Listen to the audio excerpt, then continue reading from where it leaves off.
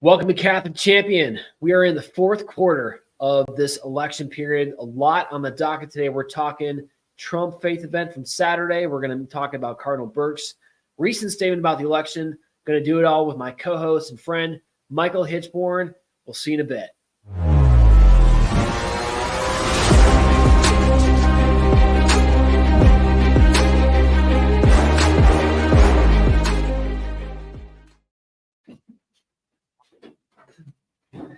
We are back, Catholic Champion. I love that intro. Oh my gosh. Candace Owens said the same thing about her intro the other day. She just paused and said she loved her intro. I'm the same way. Our team did a great job putting that together. Just a snapshot of what we are doing in the Catholic world, trying to shake things up, getting people fired up, and it's having an effect. And here's, we're going to show you the proof of this in the next show coming up. So over the weekend on Saturday night in North Carolina, President Trump had an event with faith leaders. Okay, so just kind of the background to this was it was actually going to be a smaller event for a while, more of a reduced crowd. And back then, when we were part of the original planning, Catholics for Catholics was asked to represent the Catholic side, along with some others, and just kind of make our presence there to support the president and kind of just show him put our Catholic voices before the president. And then, things progressed a little bit, and they ended up opening up to a larger crowd, which had its very positive effects. I think there was like 10,000 in total. But we had the chance to be there, obviously, over the weekend in North Carolina, and it was awesome. Michael Hichborn, you got to listen to the playback. Your thoughts. Tell us, what do you think about that? Because it was powerful. Well, what's that? It was a powerful event. Absolutely. And anytime you get a bunch of very solid, prayerful people together, good things happen. Where our Lord said that where two or more of you are gathered, there shall I be. And obviously he was talking to his apostles, but the fact of the matter is that when the faithful baptized Christians get together to have a conversation about truth, about defense of the common good, only good things are going to come out of it. So his speech was a lot like many of his other speeches. He touched on things that are going on in current events. He touched on things that are relevant to his crowd. He was talking specifically to a crowd of faithful Christians and why it's important for Christians to be involved in the political process and why he represents the best chance for Christianity in this country. And so it was a very good speech. He started it off by talking about how he believes truly that God has put him in this position to be a defender of Christianity, and it's hard to disagree with. Mm-hmm. It's the first thing you said, where two or three are gathered in my name. Absolutely. Okay. So I gotta say it. I was with. Most of them were evangelicals. Okay, they weren't Catholics by and large. But he was talking to the Catholics while he was there. Yeah, and maybe if Charles, I'm going to have you pull up that clip that short about Catholics in a second, if you can, just a bonus so people can see what he actually said about Catholics. But going back just before this, okay, so we are mostly Christians. We're all waiting outside 3 hours in the sun. And to get into the events, security was very tight, thanks be to God, which is really good to see. Improvement from Butler round one, right? And the prayers that were spontaneously going up, these are good people. The Christians, obviously, they don't participate in the fullness of our faith, but they have such good hearts. I mean, they mean so well. They're praying spontaneously. They're singing songs to the Lord as they wait. We get in there. Obviously, there were different Protestant pastors who led prayers prior to Trump speaking on stage. Reverend Franklin Graham gave a little talk at one point. He just asked everyone, very evangelical way, to just start praying, whatever came to their mind, saying it out loud. Obviously, Catholics might critique that to some degree, but you got to take the good out of that. Just the ability just to call upon the name of Jesus, right? Like they did with such confidence, such enthusiasm, really powerful. You know, even during the actual event when Trump was speaking, spontaneously in the crowd at one moment, everyone just started chanting, Jesus, Jesus, Jesus, Jesus. And the whole crowd was just shouting at the top of their lungs. I mean, just the goosebumps that we got just from there. I mean, because that the name under which every name is saved, right? It is Jesus. The evangelicals don't get that wrong. Neither do we. Obviously, we know it's through Jesus, right? Mary's intercessor, mediatrix. But Right. you know, it's the clarity. Yeah. Well, the way to look at it, and this is the real Catholic perspective here, is that a baptized Christian in today's world who is not in the fullness of the Catholic faith is a lot like the Samaritan back in the time of Christ.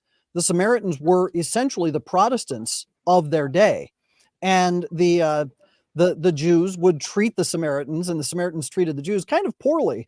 But the reason our Lord used a Samaritan as an example of real sanctity, the one who really does treat his neighbor with charity, the reason he used a Samaritan in that image was to show that there is a connection and a unity between what the priests and the prophets as well as the Samaritans have. So they do share a common bond. He was trying to show that. And the other thing is that in many ways, Fulton Sheen put it this way, a flame has two elements, or there are two aspects to a flame, light and heat. And while we have the light, they have the heat. And what we can say about the evangelicals and the other Protestants who are, that really do love the faith and they want to live their faith to the best that they understand it, what we can say is they have that fervor, they have that heat that many Catholics today are lacking.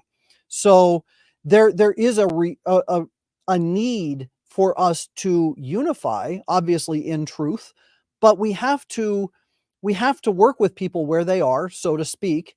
And I think that an event like this, where you have these Protestant evangelicals who are just really on fire for Christ, again, to the best of their knowledge, to the best of what they know, but they really truly are on fire, and we have to applaud that and work with that in order to try and draw them in. But that's I was elated to see them as on fire as they were. They edify. They truly edify. And picking up about your Samaritan analogy, I think it's a good one, right? What did Christ say to the Samaritan woman? He said, she shares donum Dei, if you knew the gift of God. Wow. And that's kind of the attitude that at least we try to kind of approach when we talk to the evangelicals. It's not like you're not Catholic, you're not, shame on you, shame on you. It's right. Approaching it as if you knew the gift, if you knew the fullness of the faith, to be able to receive our Lord in the Eucharist, the true source of heat is something else, right? And I think that's the total win. They are inspiring. They love our country. It's so synonymous. That's the coolest thing. It's almost like the proof, the phenomenological proof. We talk intellectually all day long, and we need to keep doing that, of the link that specifically Catholicism, I would argue, gave birth to the founding documents, the Catholic natural law theory. But America, it's born out of that of the Christian tradition, right? It's in a lot of ways, and they get it. They intuitively get it when some of our hardest core patriots are also Christians. You see it lived out, and that's amazing to see. They're good people. Have you been to a Trump rally, Michael, ever? No, I can't say that I have. Oh my gosh. Okay. So you got it. You have to go to one. I mean, it's a historical phenomenon for one thing. I mean, there's been no other president probably in United States history that's been able to do these kind of rallies. Okay. And if you can make one, Michael, just like before they're over, there's probably not too many left. Yeah. I highly recommend it, because it's coming to Virginia. He was there, 2 months ago. I mean, yeah.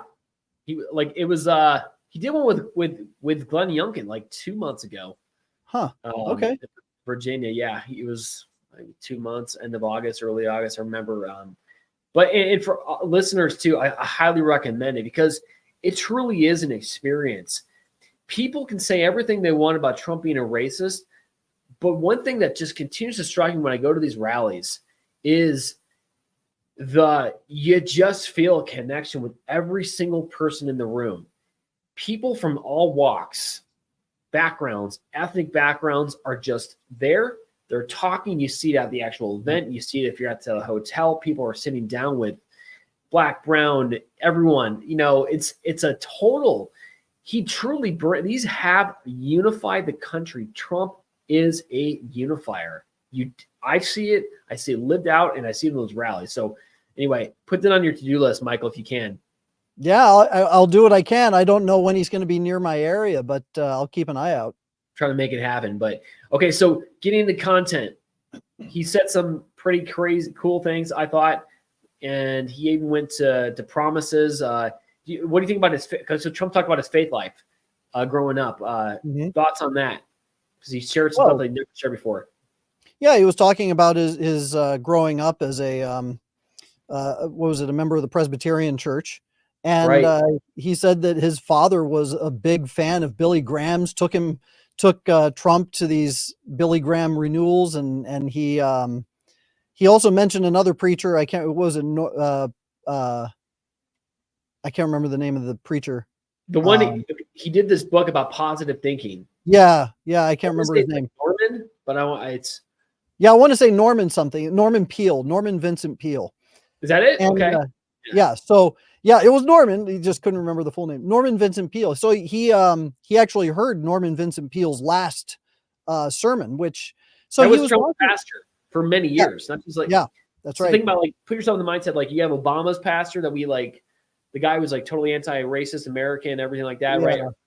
Right. That's Obama. This is who framed Trump. Now go talk about him. Yeah, Reverend Wright was a Marxist. So Obama's one. Yeah, exactly. That was Obama's. Norman Vincent Peale, the author of The Power of Positive Thinking, he was obviously a Protestant, but he was putting forth ideas about, what it means to live a Christ-filled life and how you use your faith to maintain that positivity, recognizing that Christ came for us. He died for us. And having that confidence in Christ. And this is stuff that, we hear preached at traditional Latin Mass a lot of the times, talking about having that confidence in God and living your life as though you really do have the confidence of Christ in your life. And it centers everything. And having that center, having that end in sight, that you're always looking towards salvation. Well, what's to be dour about? There's nothing to be depressed or sad about. So that power of positive thinking, it's not just like some new age, we have to center ourselves and think positive thoughts. That's not what it means. It means having that center in Christ and living that life in Christ and knowing that having that confidence in your relationship with Christ, that salvation is right there at hand. Agreed. And you see that personified in the person of President Trump. And this goes to a shout out, time out, pause, shout out to the pastors. The role that you have is so important in so many ways. The local ones, you frame the mindset, the spiritualities, the psychologies of your parishioners to a large part. Who you go to church and hear on a regular basis forms your mind. We see it with Barack Obama. We see it with President Trump.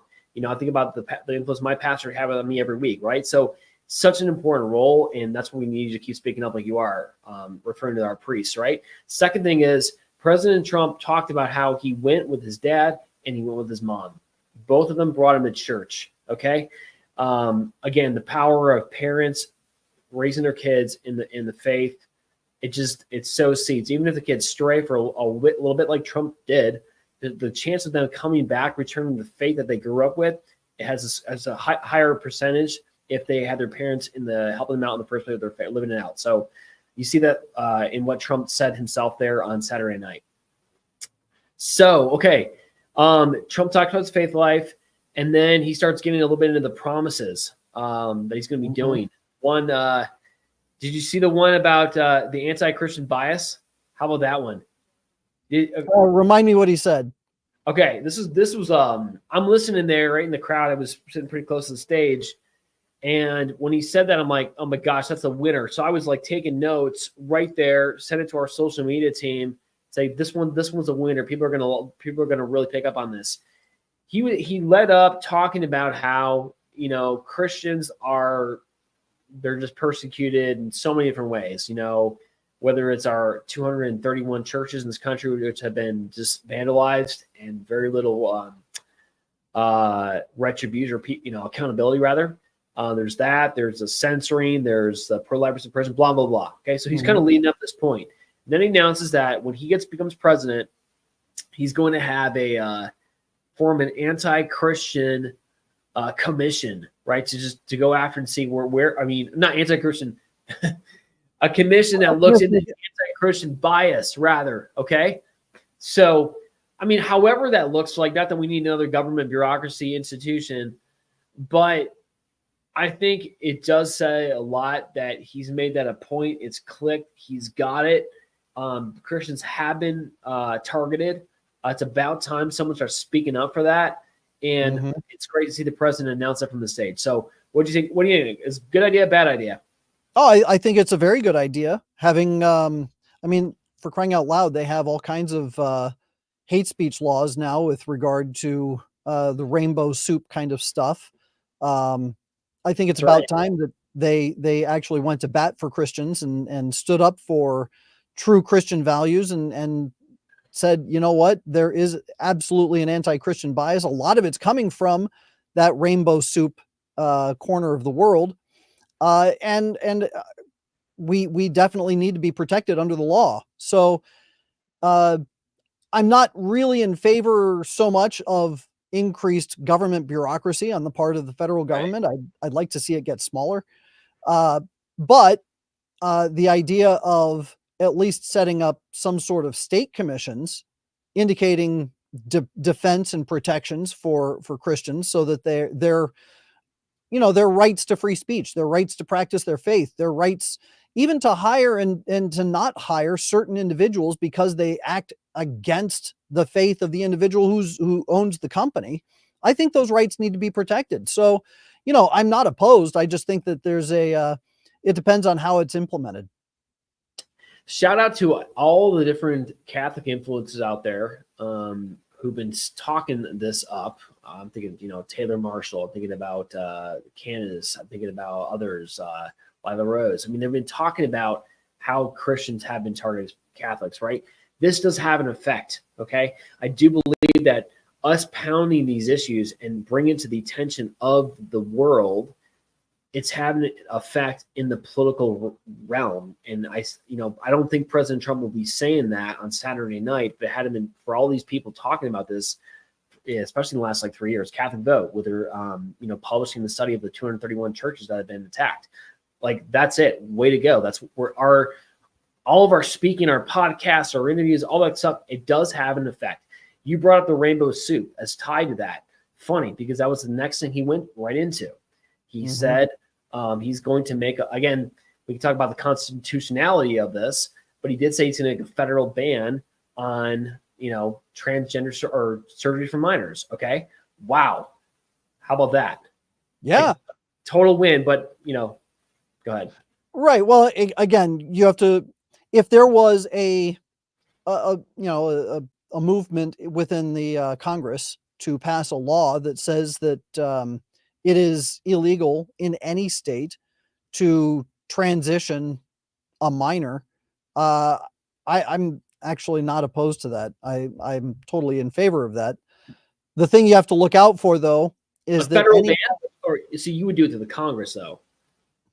Because what's the rationale, though? If there shouldn't be a federal ban on abortions, why should there be a federal ban on? So that's the sticky widget, right? Because what you're talking about now is making this a political football within Congress, where Congress is now moving back and forth. Do we have a law that bans this? Do we have a law that, you have to look at that double-edged sword.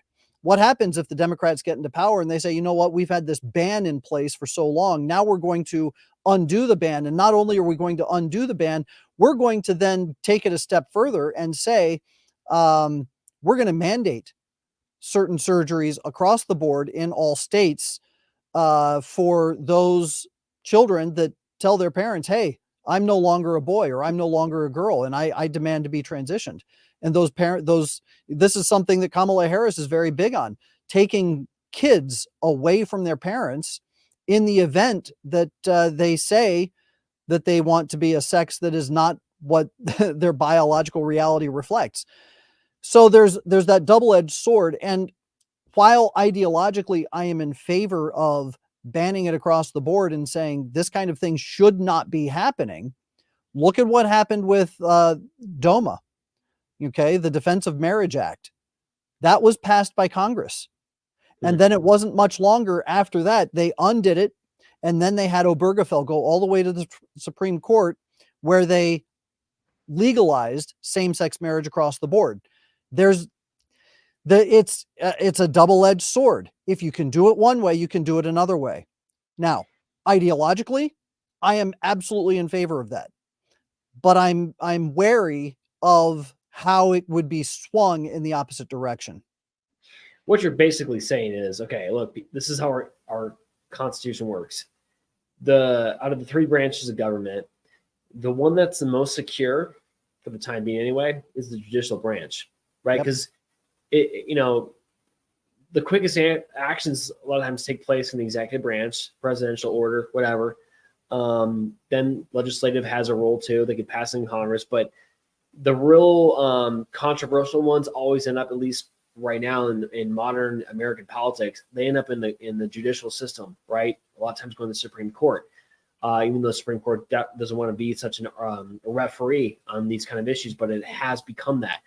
Why that matters right now, today, for people listening, is it's a no-brainer. Obviously, when you're voting, if you haven't voted already, you're going to vote for the presidential. You have that clear. Legislative, okay. But that part where you have those like 10 judges on your ballot and you don't know who's who, okay, that's super important, okay? So most local GOP groups, they have it on their websites. If you're in Arizona, if you're in a county, Maricopa County, they'll have that. They'll be able to say, okay, these are the judges you should vote for. These are the propositions too you should vote for or against. Know that before you don't just like fill that out. Don't just do a random bubble because you don't know. You got to know. Do your homework, because as we just said, these judges, they start off locally, but then they get promoted to the circuits, and then eventually, the Supreme Court, whatever. They have an effect. It's the most secure point of the three wings of power in our Constitution. So that's your homework there. Agreed? I mean, that's I think it's kind of what you're getting at, Michael, that it's the judicial branch is the most secure. We got to protect that. Absolutely. Absolutely. Somebody brought up here, I'm seeing that our producer Charles found a way to link comments from our YouTube live stream right into our StreamYard. That's awesome. Now I can start reading them in real time. Okay, sweet. So I got one here talking about someone who has their son in Catholic school. Well, guess what? For Melanie, Catholic schools, he made a promise about Catholic education. Did you pick it up, Michael, about what he said about Catholic education? I did. Wow. Yes. Okay, man. So for kids, you got kids in school age. Tell us what that is and how did that make you as a hardworking dad feel? What I heard was $10,000 that would be tax exempt to spend on educational materials for your kids. I don't know if that was per child. I know. I saw the same thing. Oh my God. Is that 10,000 per child? Yeah, I'm sitting there going, I've got 8 kids. I mean, dude, you could retire after this. Right. Yeah. It's like, I mean, okay, let's break it down. How does it work per student in the public school system? I think they say that each student is worth $20,000 in the public school system. Each student. Right. So if you have a child of, public school age, and you're going to say that, now obviously I'm not paying $24,000 per student in taxes. That gets meted out across the board. So everybody's paying into the pot. But why should I be paying for the education of somebody else in a public school system if I'm homeschooling my kids? So here I'm getting hit with the double whammy. I'm paying for my education, simultaneously paying for the war in Ukraine through your taxes, yeah, as well as right. FEMA paying for the migrants. Yeah. Anyway, do continue, Right. Mike. So I'm looking at it as a father, as a father of students. I'm a homeschooling parent. So we have kids here at home. I'm paying for kids to get an education in the public school system at the same time that I'm paying to have my kids educated at home. And I don't get a tax break from that. So I'm paying double basically for no benefit. So the idea that I would be exempt or at least be able to write off in my taxes what I am paying to educate my children, I think it's a fantastic idea and I'm 1000% behind it. Now, of course, the socialists who want to maintain across the board taxes and don't want to give cuts to anybody, they're going to be opposed to it. But it's the old adage that I used to go around with here in Virginia. If you want to pay more in taxes, nobody's stopping you. This was brought to Trump's attention in 2016. There was a famous teleconference or Zoom call or whatever that he did with Catholic leaders, okay, specifically about schools. And one of the questions that Trump asked after hearing the presentation that was put to him was how much, or Trump asked them, how much does it cost the American taxpayer for public schools per child, right? And whatever the amount was. And that's the one thing that Trump asked after the presentation about private schools that really, really struck him. He's like, you got to be kidding me. So the American taxpayer pays X amount of dollars. Even if you're in Michael's situation with homeschooling kids, you're paying this much money to go pay for the public, right? That struck Trump's mind. He has remembered that. And it would make logical sense, by the way, that it would be $10,000 per child, right? So that's like nails on a chalkboard for the socialist Marxist regime. The idea that our government is going to be paying to help to foster homeschool education, or the ability for kids to slip out of the reaches of their little paws and their little control, is like, I mean, that's like throwing, holy water on a demon. Okay. It's so important. And by the way, in the beginning, it was not so, correct? Again, American education, public school education. Do you know by chance when did it actually start? When did that become a big thing? It became a big thing towards the end of the 19th century. So, right around the time of the Civil War you had the little schoolhouse that they would set up in various areas, but public education as a state-sponsored thing didn't really become a big thing until John Dewey and Horace Greeley, and they were the big proponents of big public education. And you have to remember, public education is the 10th plank of the Communist Party. The 10th plank of the Communist Party, it says this: free education for all children in public schools. Where are you reading this from? Communist Party USA, China, Russia? No, it's from the it's from the Communist Manifesto. It's from the 10 planks of communism. Marx had 10 key steps for creating a communist society. They're called planks. So yeah, public education is one of them. And even the public education that started like way back when is completely different than it is today now in what we see. They've been working on it ever since. But I mean, John Dewey was his whole idea for streamlining and codifying public education was it's kind of the backbone of the entire system. And there's a great book called Dumbing Us Down. And it's all about the public education system, how it was set up, how it was made specifically generation by generation to weaken the educational strength of the United States, of the people of the United States. They have been intentionally destroying the education of individuals for the last 150 years. Well, there you go. They've perfected a system, which thanks be to COVID, we were able looking at a snapshot through the Zoom classes that parents around the country are starting to listen to what the heck they were saying to their kids. We're aware now. We get it. Okay. So elections have consequences. Yep. You vote for President Trump. He's going to give you $10,000 to promote parents teaching their kids in the first place, homeschoolers or private education. That's a good thing. That is a Catholic thing. Okay. Yep. It's a non-negotiable to give parents the primordial right over their children. Okay. That's one of our non-negotiables. Okay. That's why we believe Trump is one of the reasons that he's the Catholic option for 2024. Right. So some great stuff. Any final comments about the event itself before we move on? I think you wanted to play a clip, didn't you? Yeah. Can you pull it up, Charles? If not, okay. It looks like I don't think you can play it. So it's okay.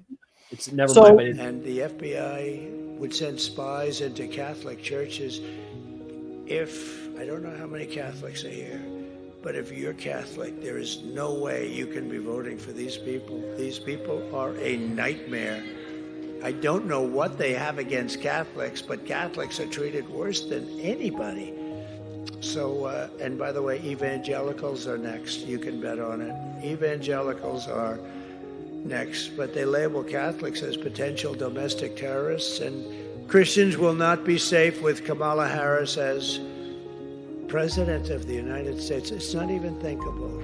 And I think it's very important for the people in this room to know, like Dr. Ben Carson knows, Americans of faith are not a threat to our country. Americans of faith are the soul of our country, right? That moment was powerful. So we're sitting in the crowd. Trump just at one point says, "Are there any Catholics in this room? Any Catholics here?" Of course, I go wild, right? Yeah. In a respectful manner. And then Trump starts talking, and he says, "Yeah." He's like, "What is with?" I forget if that clip actually said it, but he says, "What is with Catholics? Yeah. Why are they the most targeted group in this country?" Trump's saying that, okay? Mm-hmm. And then he starts going about the FBI and how they're going after him. And then he says his famous quote that any Catholic who doesn't vote for Trump needs to have their head examined, okay? Yep. I mean, he's right. Yes, he is. And the reason that the Catholic Church is the most targeted in this country is because the communists, going all the way back to Joseph Stalin, made it very clear that the Catholic Church was their number one target. Stalin spoke about this in meetings, and he said, "We will not be able to implement worldwide revolution until we get the Catholic Church out of the way." So their number one goal is attacking Catholicism, is removing the resolve of Catholics to fight against the regime, and to put into place legal barriers to Catholics actually putting forth what the Catholic Church teaches and putting forth Catholic ideologies and fighting against their woke ideologies. So they're trying desperately to get us out of the way. And he's absolutely right. The evangelicals are next. It's common sense. If you have an opponent, if you have a couple enemies, let's just say one's disorganized, more like guerrilla warfare, and then you have the other enemy, which is like regular army. That's who you're opposing. Mm-hmm. The harder one to take out is the regular army. Why? They got basic organizational skills. Okay. That's tantamount to the Protestant Catholicism in this country, right? You know, the evangelicals are not as organized, right? They're loose. There's 20,000 affiliations, right? The Catholic Church has a hierarchy. It's got diocese. It's got a system. You know, we're set up to be very, very powerful. Okay. They know that. They also intuitively understand that, again, maybe Michael disagrees with this point, but out of every religion out there, I would argue that that Catholicism has contributed more than any other religion to the intellectual founding of this country through our Catholic natural law tradition. Okay, they know that. They know that they need to wipe out America. They need to go after the Catholic Church, which is why they are targeting. Which they have the audacity to send FBI into Catholic churches, and thank God Trump brought that up again. Yeah. Yep. He brought it up because that's what he sees. And the thing that's nice about what he's talking about, all he's doing is revealing what he sees. He's just saying, okay, I'm just observing these things going on, and he observes. I mean, for crying out loud, why is it the Catholic churches are the most targeted for defacement and for arson? And the reason is because the true presence of Christ is there. It's the true presence is there, and also it's the this gets a little bit into our theology, but we have statues. Yep. Right. We have we're a very incarnational church, as Christ himself is. He's incarnated. Okay, so they're visible signs, which is what we're supposed to be. We're supposed to be in the public eye. Okay, right. So it's a very easy target. I just watched a video yesterday. I don't know where this happened. I'm almost for sure it was in the States, St. Charles of Lisieux parish. Maybe you saw them, Michael, and maybe listeners help me out. But again, another image of a man going up to her Blessed Mother and doing disrespectful things to her, like kissing her or whatever, and then just taking a bat and just chopping off her hands. Okay, so this continues to happen. Churches continue to burn there, Catholic churches. So thank God Trump brought that up. Yeah. The last thing I'll say about this was when he mentioned my daughter Tiffany. She's sitting right there. She's pregnant. She's pregnant. They had their child coming. I wanted to say, I was not say out loud, but I was thinking to myself like, God, I wonder what month she's in. Okay, let's just say whatever month she's in. Let's just say she's in the second month of pregnancy. Okay, they're gonna have a baby. Yeah. Would someone who's in favor of abortion, with exceptions or whatever you want, that's not the Catholic mind, would favor of terminating the pregnancy of their granddaughter or grandson? Would they look at it the same way? Would you terminate the pregnancy of your dog? Well, when you bring it, you mean somebody who's pro-abortion? Yeah. Yeah. Well, Mark Hamill tried to do that to his own grandchild. It disgusting, but I do think that there's something. If anything, it's going to make people who are the pro-abortion mentality do a double take. I don't think they would do it. I don't think they'd be much more willing to say, yeah, that person's not a person, when it's someone that they just envision like that. If it's somebody that they want, well, therein lies the rub, isn't it? Yeah, it brings it much more home. So my point is I just think personhood. What do you mean by collective personhood? Selective personhood. Selective so personhood. They're arbitrarily assigning personhood to people that they like and not to people they don't like. It's a person when it's pragmatically okay. Yep. Absolutely. And that's their view. Absolutely. And so, I mean, our faith just makes sense when you kind of bring this to people's attention and reality. And that's why and we're going to get into the Cardinal Burke's letter. When someone's open to the reason, the rational, they can be changed. Okay. And that helps also when choosing which candidate for the election, which one's going to be most open to truth, goodness, and beauty. So Cardinal Burke, he releases a little bombshell. Okay. This is like, you got America's bishop and you got America's cardinal. Okay. He's kind of like the world's cardinal. He's probably like, the top dog, him and, come on, the guy, the cardinal, the last one of the Dubia Browns, Braunmuller, 95 years old. I mean, he's in a close running. I mean, he did get the last letter from Sister Lucia. So you gotta respect him for that. But all right, so Cardinal Burke, he is at least America's cardinal. Okay, he's doing a big, massive campaign, which I highly invite everyone to promote and get involved with, which is directed towards Our Lady of Guadalupe, novena for the prayer of the nation, blah blah blah. He releases a statement yesterday. Michael, you get the first stab at it. What do you think about this document? Well, what he's doing here is he's establishing a moral framework for determining which candidates are morally acceptable as somebody that you could vote for or not. And one of the things that I want to point out is that he says here, I want to put this at the end, all the way back to the beginning, because he says, before the desperate situation of our national politics today, some have concluded that they cannot vote for any candidate. But if there is even the smallest ray of hope to effect some change in view of effecting even greater change for the common good, It is not right for us to fail in responding to the ray of hope. Only if no candidate provides any ray of hope of serving, at least in some part, the common good, especially in what pertains to human life, marriage, and the family, and the practice of religion, we are justified in not voting at all.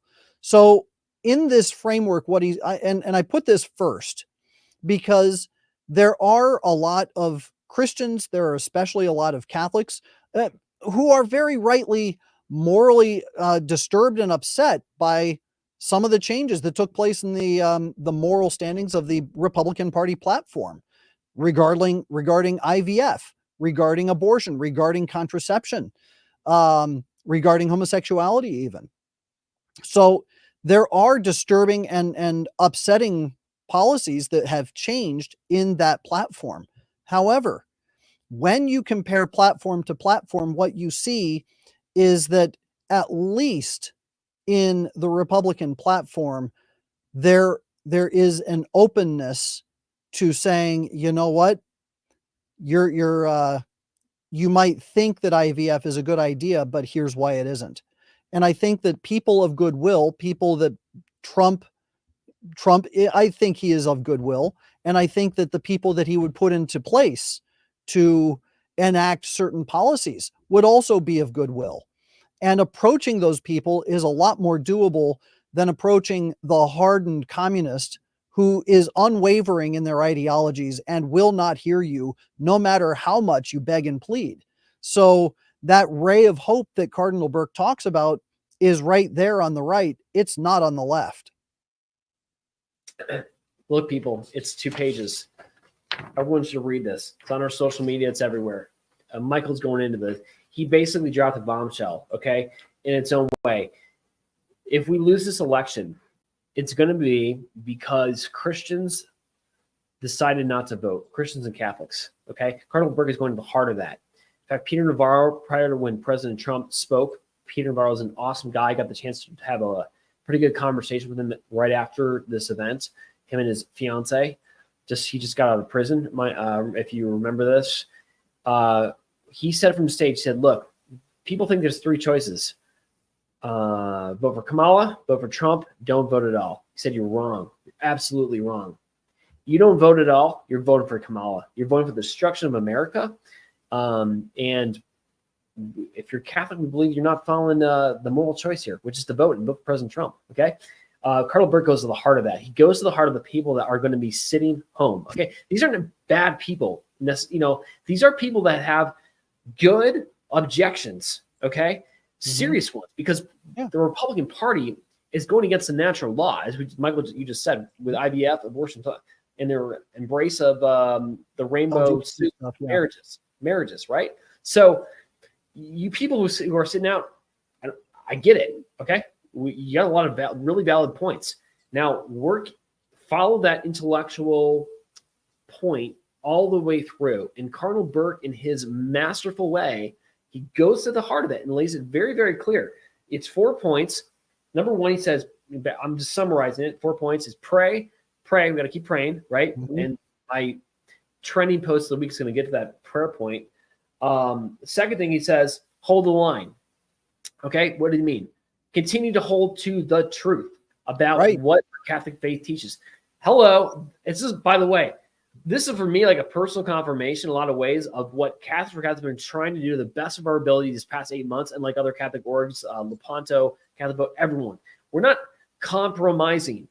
We're holding the line. We went to the president's house in Mar-a-Lago in March. We were clear. This is where we believe as Catholics, okay? IVF, whatever. But at the same time, this is, okay, it's the best option. So Burke says, hold the line. Don't back down. The other thing he says in that point, which I thought was very interesting, he says, today there's an urgent need for individuals and associations of individuals to raise the consciousness of the citizens of our nation in the manner in which these agendas threaten the common good. Intellectual talk for there needs to be freaking groups out there that hold the line with Catholic teaching. That's what we're trying to do. Right. Well, and that ultimately is what this is the obligation that was laid out in Evangelium Vitae, paragraph number 73, JP2's right, which is Pope John Paul II's document on abortion. And what he's talking about in that particular paragraph is the passage of a form of legislation. He says, if there are two kinds of legislation, neither of which is totally pro-life, one has exemptions and the other one is really, really bad, and you had to vote between the two, he said you could vote for the lesser, the one that has the exceptions and isn't as good. You could vote for that one in the interest of putting a stop to the wicked one that would do a lot of harm. And what's more is that you could vote for that provided that you make it absolutely clear that you are not in favor of any form of exceptions, that you are in favor of, stopping all abortion in all forms for all reasons, and you continue to fight for that complete and total abolition of abortion. He said, in that instance, you can vote for that kind of legislation. Expanding on that, what Cardinal Burke is doing, he's taken that particular idea and he's expanded on it to include in voting for individuals with imperfect platforms. And he breaks down in this particular post how one platform, if they're ideologically the same on one aspect of this, but one is superior on another, well, you go with the one that is superior. So it has to be a point-by-point comparison. You're not saying, well, what about this one's pro-abortion, but this one's anti-immigration? Well, they're not the same. If you're doing a point-by-point comparison, you have to start with the issue of abortion, compare the two at that level. Then you look at the family issues with regard to LGBT stuff, and you point-by-point compare them at that level. And then you can go into the other lesser issues, but you have to start with the non-negotiables first. And you look at the point-by-point comparison between those. And as you break that down, you can come to the conclusion as to which one is the viable candidate for the Catholic or Christian to vote for. If at the top, you're looking at abortion and they are not the same, even though one is not very good on it, the one who is not very good versus the one who is in the tank for all abortions at all times, well, obviously the moral choice is on the other side. So that's how you do that point-by-point comparison. You break it down, starting with the highest moral issue, all the way down to the lowest moral issue, which is, tax policy and immigration and that kind of thing. Beautiful. So well said, Michael. You said basically there has to be a hierarchical comparison based on the scale of values. It's right. It's not a seamless garment chart. It's a hierarchy of values starting with the preeminent issue, which is life. President Trump is much more in favor. Is better on that issue, right? Which leads to the conclusion of which we've made, right? The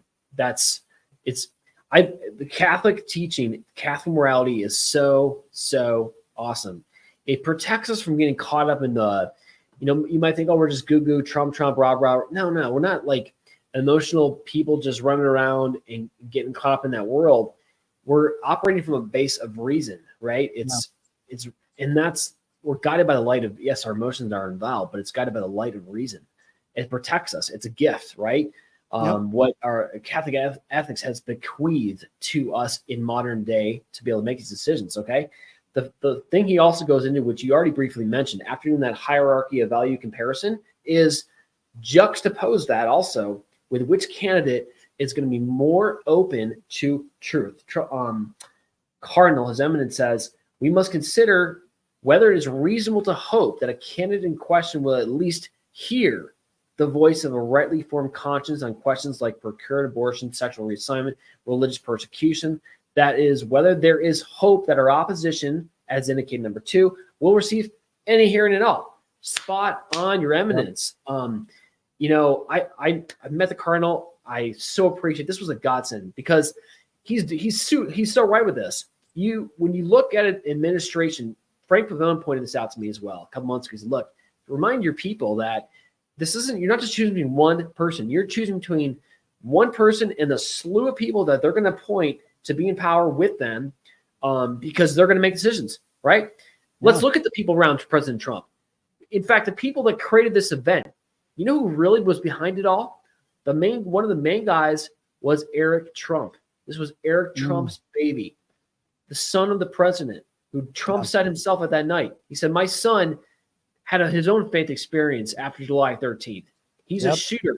He's a great marksman. He knew that his dad should have died that day, right? Yep. So Eric is a good person, got this faith-based group together along with Dr. Ben Carson and Peter Navarro and others, and General Flynn as well. So it's I'm going to side reading off based off point 4. That's clear to me that President Trump is the one most open to truth. Would you agree, Michael? I do agree. I think that in terms of, and this is why I started with the element of goodwill, because when it comes to, we have that statement from the Christian narrative, or the Christmas narrative, that peace on earth to men of goodwill.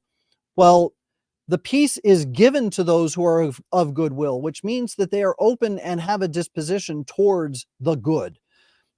If you don't have that open disposition towards the good, that means you're not only not of goodwill, but you have your alignment dead set on a stonewards path toward hell.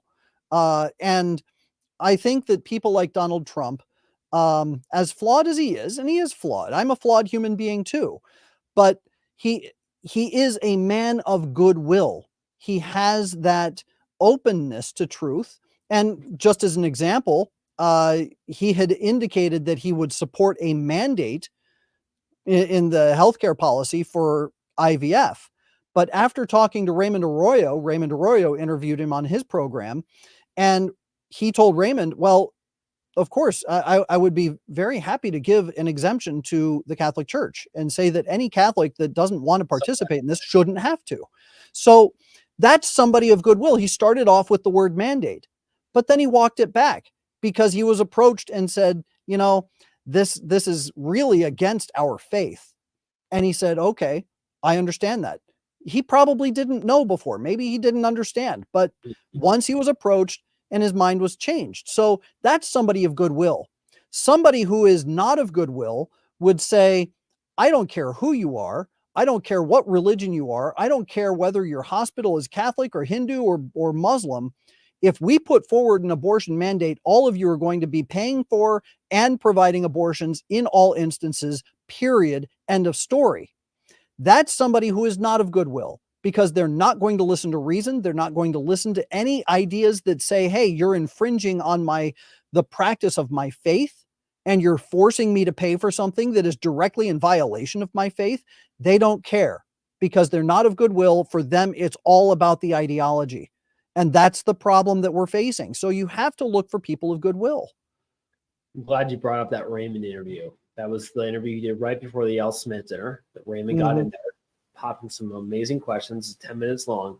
But besides the good questions that Raymond was asking, President Trump said one thing that was of special note. He said to Raymond, boy, you're asking me some questions that never get asked.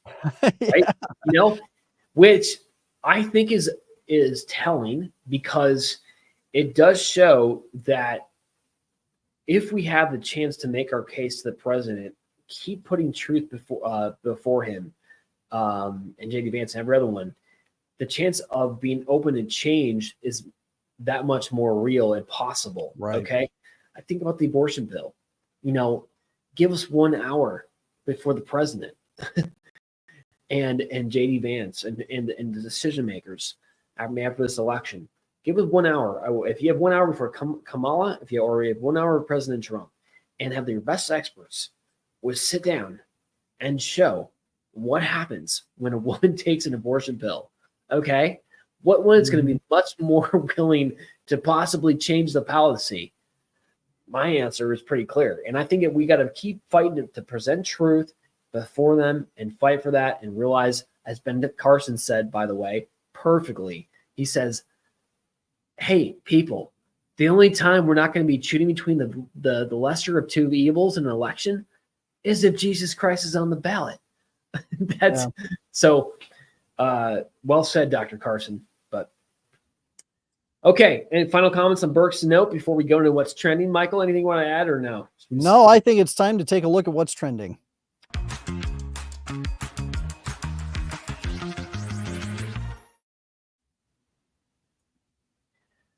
Who's going first here? Let's throw Michael's up, Charles. All right. So I went with this because it really caught my attention. You stole me. Keep going. Yeah. Yeah. So what we have here is an indication. Somebody posted about a Reddit post. Now, for people who don't know, Reddit is kind of a long-standing message board where you can have an anonymous account and give indications of things that are going on. You can ask questions. You can write whatever you want. There's really no censorship over there. But there are witches forums there are witches forums over there at Reddit. And one of the witches forums, they said, would be a good day for a freezer spell against Donald Trump. And somebody said, some other witches have mentioned that doing spells directly against Trump are not as effective as we might hope, as he seems to have some kind of protection around him. This is very, very telling. First of all, when the witches start complaining that their spells aren't working, that first of all tells us they're casting curses. They are trying to put curses on Donald Trump and on other people. They curse the Catholic Church. They curse all kinds of things. They curse people all the time. But they say that their spells aren't working. And their indication is that there's some sort of protection. And isn't it interesting that you and I have been indicating throughout these series of videos that we've been doing for the last 2 months, that January or July the 13th, which is an anniversary date of Fatima. That was when he, just the nick of the ear, instead of blowing his brains out, he posted on Our Lady's birthday, a happy birthday to Our Lady. He posted the St. Michael prayer on the day of St. Michael's feast day. He was handed a brown scapular.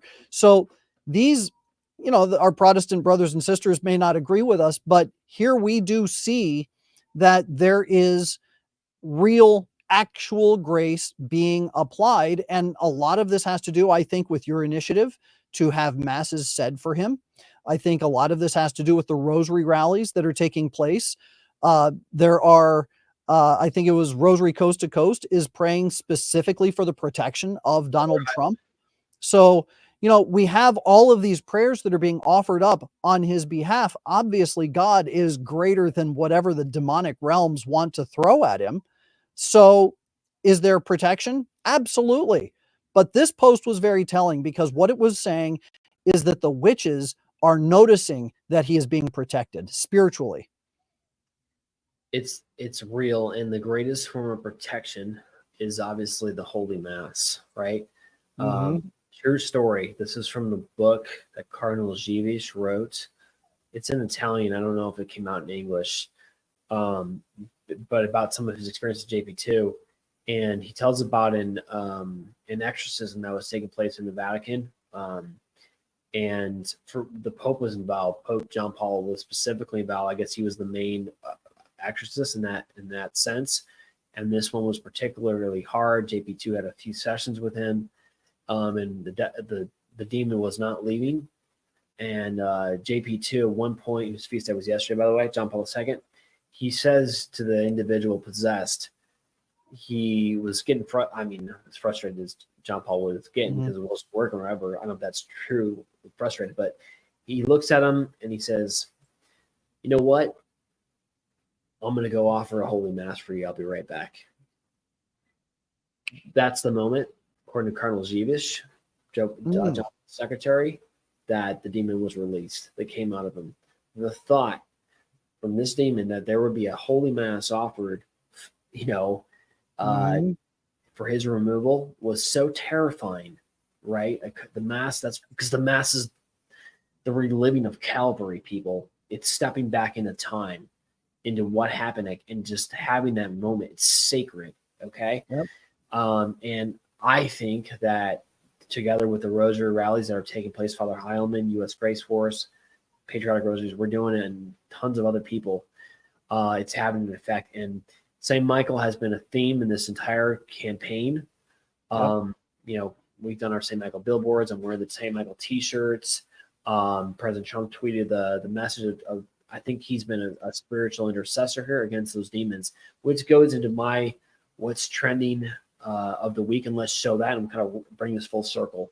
Go ahead, Charles. And I saw his security, and they have greatly beefed it up. But when I left, my security, I think, is some of the best in the world. I have my two head guys were the domestic protection, head of the domestic protection, and then the other was the foreign protection of, let's just say, a name you know, and one of the top 5 richest people in the world. They both work for me. And when they left that event and seeing Secret Service and then seeing the airport and everything else, the head of my security said, I have a very bad feeling, Glenn. And I said, what do you mean? And he's never said anything like this before. I have a very bad feeling. I'm not sure he's going to make it to January 20th. And he was specifically worried about Donald Trump's airplane being shot out of the sky. But he, as he has said, it could happen a million ways. You have the leaders of this country juicing people up. You have AI and algorithms that can so easily find. If I could say to Google today, find people in this state that are disturbed, don't like Trump already, maybe a little schizophrenic and likes guns. I could have that within a minute, the name. Now, take these 5 names and coax them into, without anybody knowing, ephemeral coaxing, so there's no record of it, and coax them into thinking they have to shoot the president of the United States. That's all real. What is Kamala Harris doing? What aren't they willing to do for power? When you see people hungry for power, that they will do that, God help us. God help us. Don't give them more power. Charlie Kirk shared that video this morning from Glenn Beck. That should, put a seriousness into everything that we're doing. There is a serious effort to kill President Trump. Even the FBI admitted there's 5 teams that are trying, organized teams trying to kill the president in this country. They already tried twice. They, plural, as Eric Trump said, they. It's real. Even if he wins in a couple weeks, which early voting shows tremendously in our favor, it's going to be a rat race to January to get him in office alive. I believe that. Yep. The power repair. I mean, we've had a couple comments here in the chat from Jane St. Clair when talking about voting for the Solidarity Party. From what I heard about that party, it's spot on with everything we believe as Catholics. But they don't have a chance of winning. So they just objectively don't, scientifically don't right now. So right. I don't even think that I listened to one of the main organizers with the interview with Eric Sams. I don't even think they're registered in every state. They're on the ballot in every state, right? So, but you did what your last point, but Jane is like, does God really protect baby killers? You're trying to say Trump. Okay, yeah, we know that he's not in favor of life at all stages. Just a thought here. President, it's not so much this, like all of our masses, all of our prayers are meant to protect President Trump for President Trump's sake. God's hearing our prayers because he cares about Michael Hichborn. He cares about John Yep. He cares about our individuals. He cares about our kids. And we are praying for protection. And right now, the best instrument, instrumental cause, going full philosophical here, is President Trump and the Trump administration to protect us who God loves, and God is hearing the prayers, right? So that's how I'd answer that. Comments on Glenn Beck's video, Michael. Well, I mean, we do know for a fact that there are teams that are trying to take him out. That's indisputable. We can see the evidence from the first several shots that were fired. People died. We do know this from the individual that was picked up in Florida And when that happened, he put out, what was it, $127,000 bounty or something along those lines, saying, hey, somebody pick up where I left off and finish the job. So there is a consistency in the effort to take him out. And, we have to remember these people are Marxists. And one of the hallmarks of Marxist regime change is assassination. So we have to understand that what Kamala Harris is a moron. She's not smart, and Trump is absolutely spot on about that. She's an idiot, and she's a drug-addled idiot at that.